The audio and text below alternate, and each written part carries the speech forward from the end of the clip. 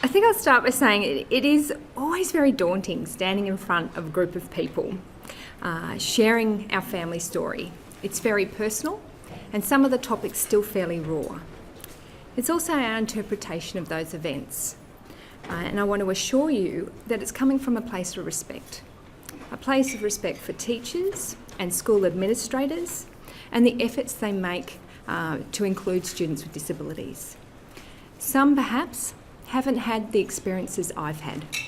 They may not have had the experiences you've had, and they may not have a deeper understanding of how best to support students with disabilities. Today, I'll be discussing the importance of having a vision, the journey through school placements, and inclusive education and what does it take, inclusive strategies we picked up on along the way, some from Anne Greer, some from Lisa Bridle, and inclusive education, the potential. This is the Murphy clan. Note the slight Queensland tourism ad there. I'm the parent, though, as you can see, of two beautiful children, Alana, who's 12, and Rowan, who's 10. Rowan was born with GB syndrome. It's quite rare, but I'm sure you've heard of it, gorgeous boy syndrome. And he still has all the telltale signs of a sweet demeanour, handsome looks like his dad, and a cheeky spirit. However, well-meaning professionals, specialists and educators tend to see Rowan as just a mix of labels: 18q deletion, autism, non-verbal, deaf and vision impaired or deaf-blind, physically impaired, and most assume he is intellectually disabled because he does not speak. This is not who Rowan is. Rowan loves books. He's a talented writer. He enjoys swimming, bushwalking, playing on his iPad, playing on the piano, dancing and going shopping. Rowan attends a mainstream school in a mainstream class and is well liked and seen as capable. Rowan also mostly attains A and B grades on his school report. Growing up with a friend who had a disability and seeing them go off to special school didn't seem fair to me when they could read and speak in two different languages. He could also spell and name every botanical plant species there was in our area. And how to care for them. Yet because he had a disability, he attended a special education school some 20 minutes away from our local area. Working with clients who had been institutionalised, their lives directed by services with limited opportunities for work or independent life, also impacted upon our hopes for Rowan. These experiences directed our vision of what we wanted for him, but more importantly, what we didn't want. Travis and I were deeply committed to working towards a path of an inclusive life for Rowan. I also felt a deep commitment to my friend and my clients to ensure that I gave Rowan every opportunity to succeed and reach his potential. I couldn't let them down. Our vision for Rowan was very similar to Alana's. We wanted him to have a meaningful life. And we pictured that as living in his own home with family and friends, be a part of his local community, being in control of his life, and having meaningful relationships. We felt this was an achievable, realistic vision. When Rowan was about 4 and Alana 6, the sweet allure of schooling options in a bustling city seduced us away from our idyllic lifestyle in Tasmania and ventured interstate to Queensland. Travis had been also offered a position there. When Alana had started school, it made us really aware of the lack of schooling options available and the limited opportunities for an education in our area. We moved interstate to pursue an engaging education for both our children, yet were surprised again by the lack of options available to Rowan. We are not alone in this. Many families move great distances in pursuit of educational opportunities for their child with a disability, only to find that the grass isn't always greener. When I look at Rowan's school reports now, A's and B's, I think back and consider Would Rowan be achieving these marks had he stayed at a special education school? We reluctantly enrolled Rowan in a special education school after being told we do not have the resources to meet his needs by the local neighbourhood school. The EDCP had told us that Rowan was not prep ready and had, as he was not toilet trained, he was unable to hold a pencil, and had given us a prep ready checklist to review, which we could not sign off on a single skill. Family and friends, many of whom are teachers, all said it was unrealistic to think that Rowan could go to a mainstream school. When we pulled him out so quickly from special ed, conversations around our reluctance to let go, being clingy parents, all intensified. They all said, that is the best place for him. He'll be safe there. Special education schools are promoted as having the additional specialist supports for students with disability. Yet Rowan was assigned a teacher with limited Auslan signing experience, his only mode of communication at that time. Travis and I are fiercely strong, independent people, yet the barrage of oppositional voices from all angles had worn us down. We realised our error when Rowan clearly communicated that was not the place for him. They did not support our vision for Rowan and his access to an education. They did not have high expectations for him and did not see his potential or capacity. Would Rowan have the close bond with his neurotypical friends had we continued homeschooling for longer than periods between placements? Homeschooling is a tempting option for families as it is safe, it's protected and it's in a controlled environment. Students with disabilities can excel, are learning at their own pace and in a supportive, familiar environment. But even with regular playdates, mainstream school provides so many more opportunities for holistic learning and provides for the typical experience. We all enjoyed exploring Rowan's capabilities and the natural learning approach that supports his development. But would he ever have received this note from his best mate? Would Rowan ever have been able to achieve strong academic marks had he continued in the special education unit that he attended in a mainstream school? In this environment, he was segregated from his mainstream class and barely even stepped foot into the classroom.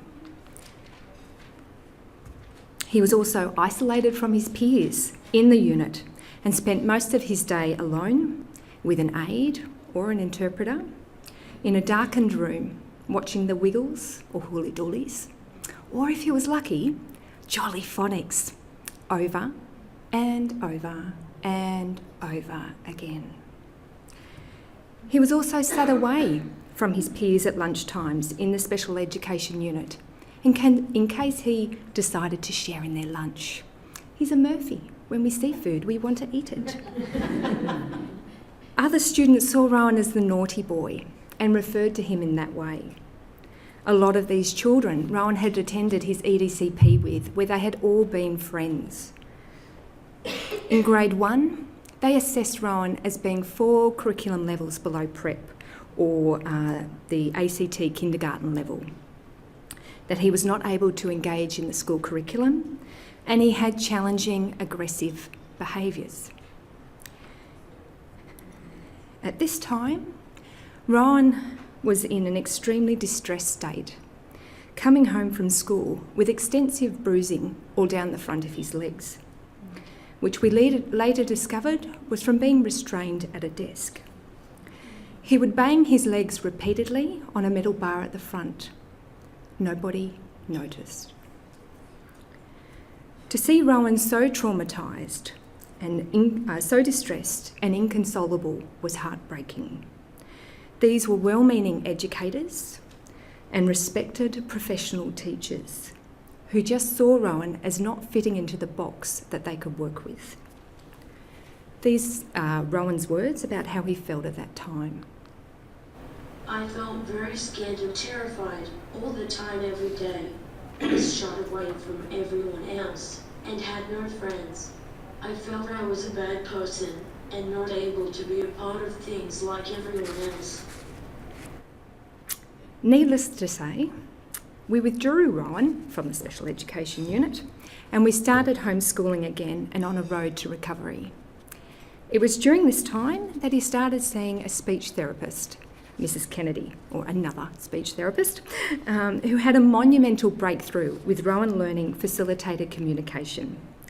We discovered Rowan could spell, he could type words by pointing to a board, and fully realised his capabilities. We'd seen glimpses before this. Rowan transitioned into grade 1 in a mainstream class with a teacher who had never supported a student with a disability before. Rowan didn't settle well. He had never been in a classroom with 22 other students. He was also still very scared and traumatised from his previous experiences. He had difficulty trying to sit and being quiet during class, but he loved every minute of it. It was only a year later that Rowan started to attain B grades at peer level in grade 2 and has continued to achieve good results every year. Rowan still has difficulty sitting in class. He does require one-on-one support to facilitate with communication, and he becomes fairly fatigued throughout the day. But he is supported and seen as capable. They share our vision for Rowan. These are Rowan's thoughts or words about how he feels now. I'm very fortunate to have lots of friends. I'm not an easy person to talk to. I have my own moments. The friends I have are understanding of difference. They get who I am. They know my strengths and weaknesses, but love me wholeheartedly. I don't think I would be doing so well academically at school if it wasn't for them. They make me feel like I am capable and able to achieve like they are. I try harder and put more effort in to be the best I can be. I want to stay with the class and not get behind. I love them all. So what does it take for inclusion to happen? I think Rowan really articulated it very well. Social connectedness. The most significant thing for Rowan has been the support at school from his lasting friendships that he has developed. Rowan is never without friends at lunchtime and has a group of mates he hangs out with. Waiting at the classroom door every morning, they rush up to him, holding his hand and saying g'day. They then all rush in the door to see who's going to sit next to Rowan that day. They have a flexible classroom arrangement where they change desks every day and sit next to someone different. But it's the highlight. I find it is after kids have sat next to Rowan that they truly start to understand and know who he is. And they see his cheeky personality and spirit. They see how he communicates and the work he produces. Rowan's peers have also supported his communication. They all got excited last year when he was trialling his speech-generating device. They prompt support staff to ensure he always has his communication board with him. And they come up with creative strategies when he doesn't, like, Rowan, this is yes and this is no. And ask him yes-no questions so he can be part of the conversation. They make sure that Rowan is also part of class discussions, with one friend in particular always asking, hey, has Rowan had his turn yet? Because it wouldn't be fair if he hasn't. I think Rowan has to go to high school with that mate. I think this year, Rowan's best friends have also started being able to fully facilitate communication with Rowan. This will ultimately lead to greater independence and the stepping back of constantly needing adult support. Rowan now has a safety net around him. He has lots of eyes watching and other students prepared to say when something is not okay.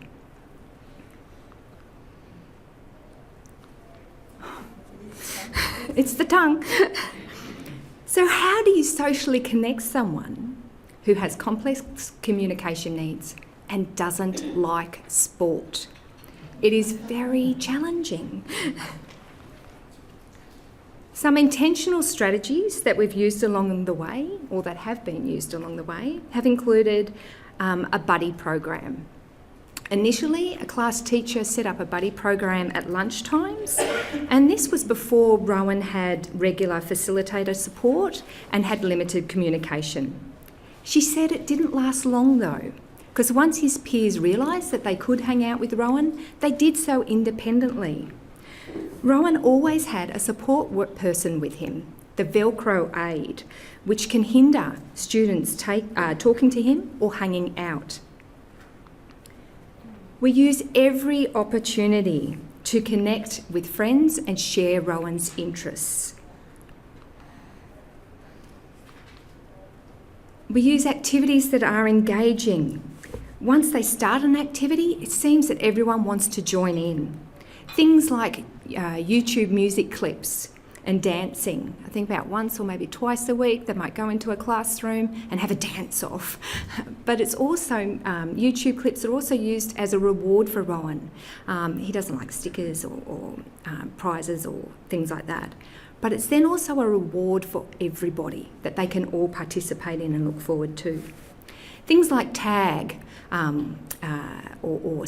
with Rowan's friends, it might be Star Wars battles, I think, last year. Rowan loves to walk, he loves to run, but making it into a game, it just includes everybody.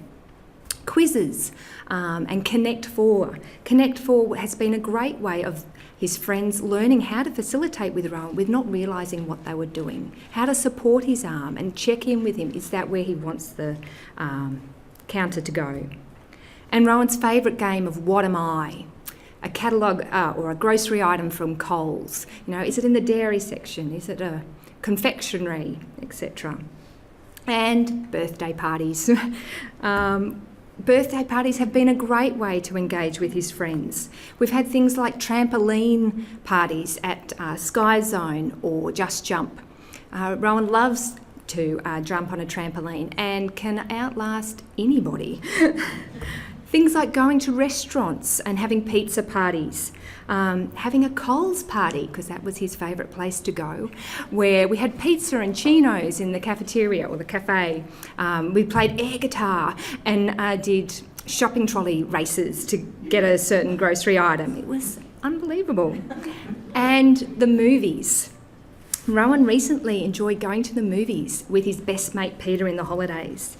This was so significant because Rowan has struggled to even go into a movie theatre, let alone sit there for a full hour and a half watching a movie. Seeing him sit so calmly, eating his popcorn with relish and looking at his mate, checking in with him, enjoying the moment together. It was truly a very teary, emotional experience. Having a presence at school and being a familiar face, as a family as well, walking into school, not getting dropped off in the taxi, which is so common in Queensland, getting involved in special event days or themes, dressing up in a great outfit for Book Week, taking in chocolates at Easter, or for the end of year Christmas party, I go and buy a $5 gingerbread house kit from IKEA, and Alana and I spend the afternoon gluing it together with icing and covering it in lollies.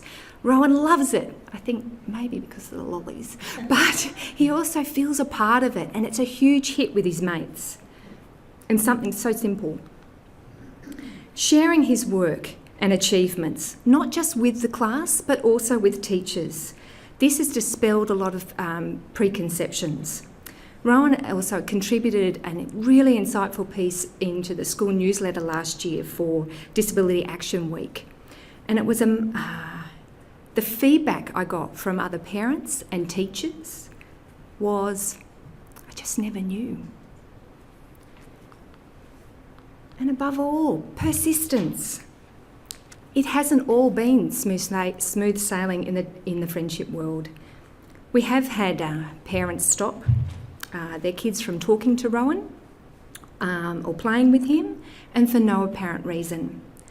I think after this sort of experience, you tend to tread more warily, and as we didn't want Rowan to be hurt again. But we've dusted ourselves off now. and we're back to seeking every opportunity that comes his way. Being hurt is part of life. And I think in a few weeks he's going to be having a go-kart party. And good supports, the right level of support and the right support person.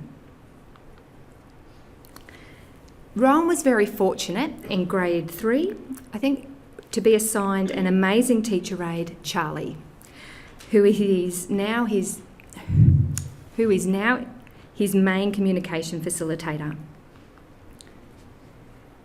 Charlie supports Rowan to have a voice with peers by initiating conversations and ensuring Rowan has the opportunity to contribute. She shows others who Rowan is and how to engage with him in conversations.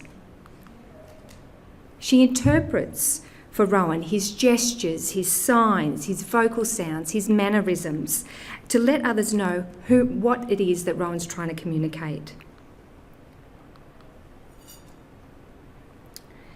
When peers come up to her and ask her questions about Rowan, often in front of him, she welcomes them and refers the question back to Rowan so he can respond to them. She connects him to his friends and is a magnet, which helps break down the stigma of the Velcro aide or the adult, which can sometimes hinder friendships from developing. We nurture Charlie and support her. We engage her or employ her in the holidays as a support worker, and this helps to maintain their relationship, which is important for facilitation, but it also allows her to see how we relate to Rowan, how we get Rowan engaged with community members, but to also model good practices.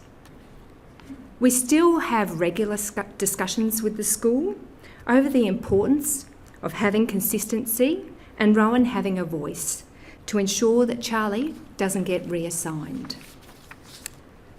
I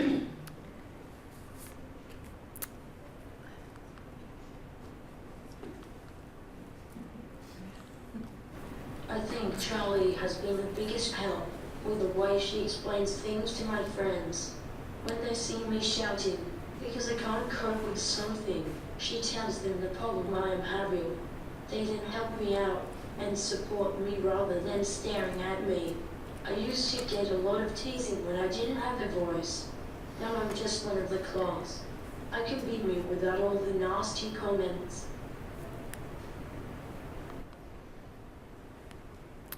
As parents, we have had to be very strong advocates, or as one friend called me, scary, just to ensure that Rowan had the same educational opportunities as his sister has had. This is our parent advocacy toolkit. Note the greying hair. But we mentally put on an armour before we go into school meetings or discussions. We don't need all the weapons or the aggression, but an armour that we can put on to protect ourselves, our family, and take it off so we can stay true to who we are. We prepare and think about agendas for school meetings and focus on solutions or resolutions. At a critical time in our journey, when the obstacles for pursuing an inclusive education seemed insurmountable, is when I started to become or to take on more leadership roles in parent advocacy groups. I'm now part of the Queensland Collective for Inclusive Education, and this has helped to maintain our commitment to our vision, focused on the end goal of inclusion and why we needed to stay true to Rowan. We knew him best and see him as the beautiful person that he is. I cannot say Rowan always experiences inclusion at school, as it seems to require constant vigilance, particularly things like school excursions or camps, or even just the other day, I went into the classroom to drop off his things for the day and noticed the desk beside him had changed. It had some paperwork on it, some timetables, and I was told that another student with a disability was now going to be sitting next to Rowan as they needed support. And wasn't it great they were both going to be sitting together? No, it's not. they were genuinely shocked by my response. By the end of the day, the reason it was so shocking was that the highlight for the day for Rowan and his mates was seeing who was going to sit next to him, and that had been taken away. Needless to say, all the other things, like it was just integration and not inclusion, etc. By the end of the day, the situation had been rectified, but it did take some difficult conversations to make that happen. So being prepared and not afraid to have the tough conversations.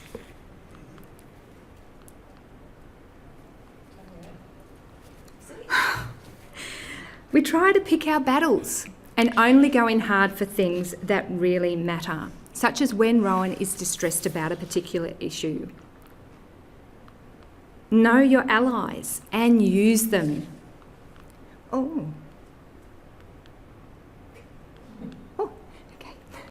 And celebrate the wins.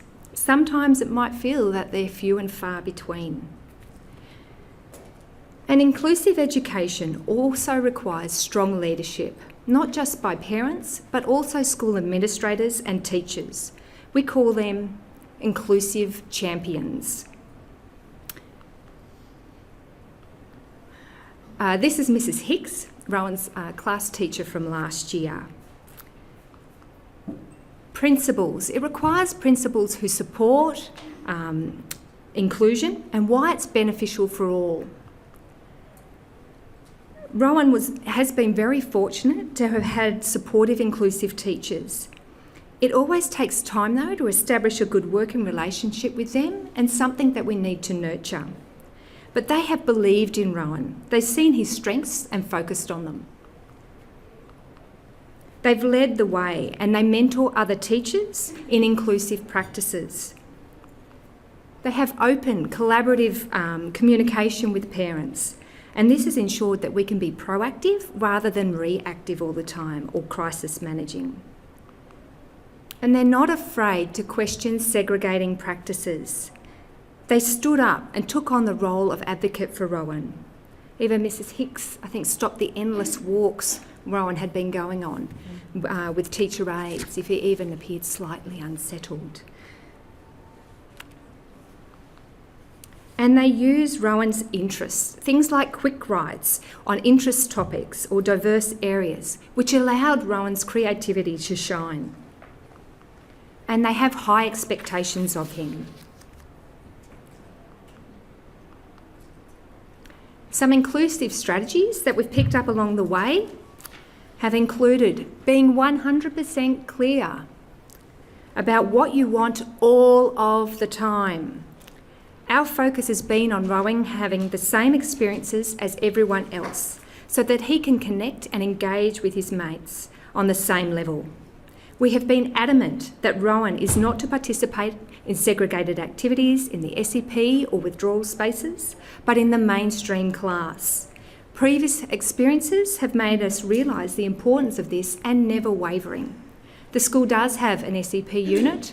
Students are withdrawn for maths and English and other topics. They are segregated in the SEP for lunchtimes, but Rowan is not a part of that, and it's been this pivotal point. As much as I hate to say it, young, energetic and fresh support staff, they connect and engage with peers. Liaising with the class teacher as the go-to person.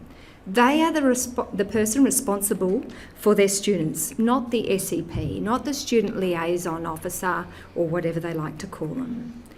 This can take some time. Initially, I find all new teachers are wary of us. We are the scary parents. And to break down that barrier is hard. It just takes perseverance, though.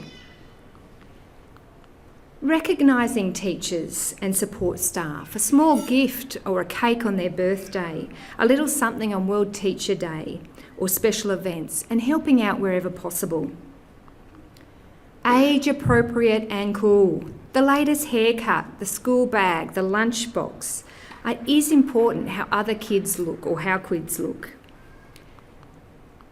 Minimising the disability aids, the least obvious, choosing the most typical option. Things like glasses that, they're in the latest style, or the Star Wars if it's appropriate and age-related. An ice vest that you can wear under your uniform, not over the top so it's not so visible.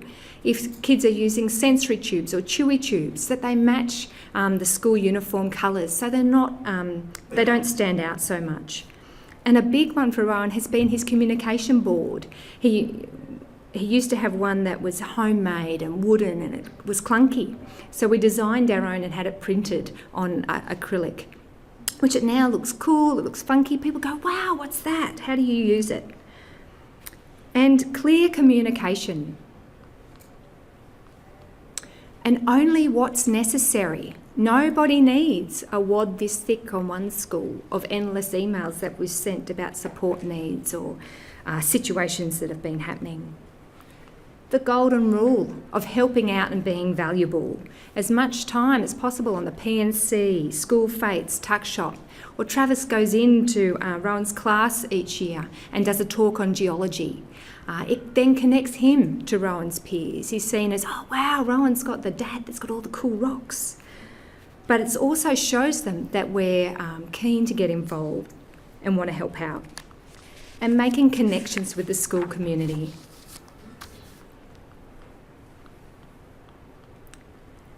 So would Rowan ever be able to reach his full potential without an inclusive education? I'm going to turn to Abraham Maslow to help me out with this one.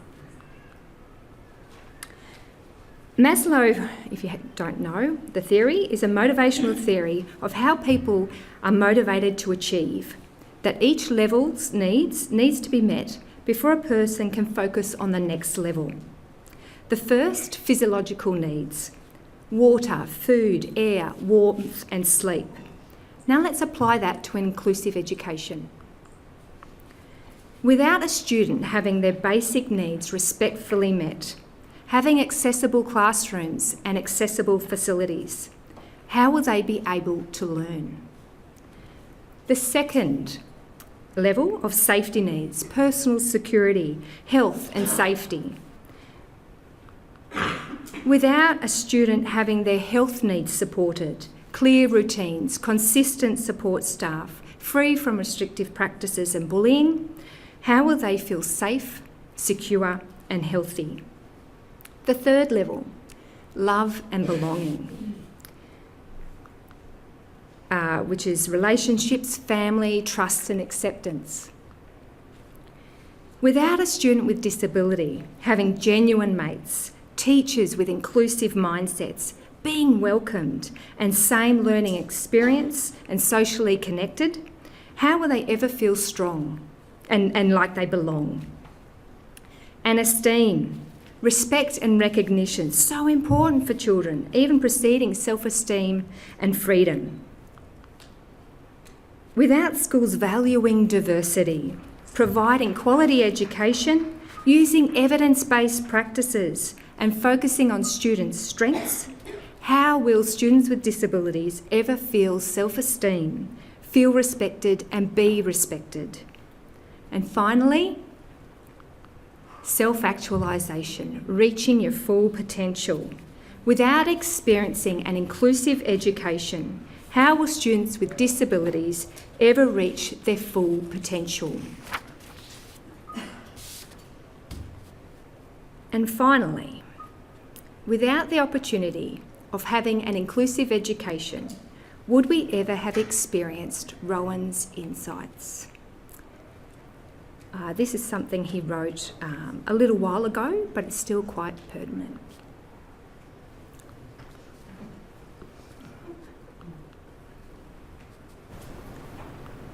I would say it hasn't been easy and not very pleasant at times, having had bad experiences at school and with support workers. It saddens me how unfeeling people can be and the difference people see. I am an ordinary boy with the same desires and dreams as other 9-year-olds. I like hiking in the bush, camping, reading books and playing on my iPad. I love going out for lunch and having culinary delights. But most of all, I love my friends. that get who I am and see past the labels. They make life fun and make me want to go to school. I wish people would be more accepting and value diversity in people. How beautiful the world it would be if all people were considered equal. I will be able to achieve many things in my life with the support of my family and friends. Thank you.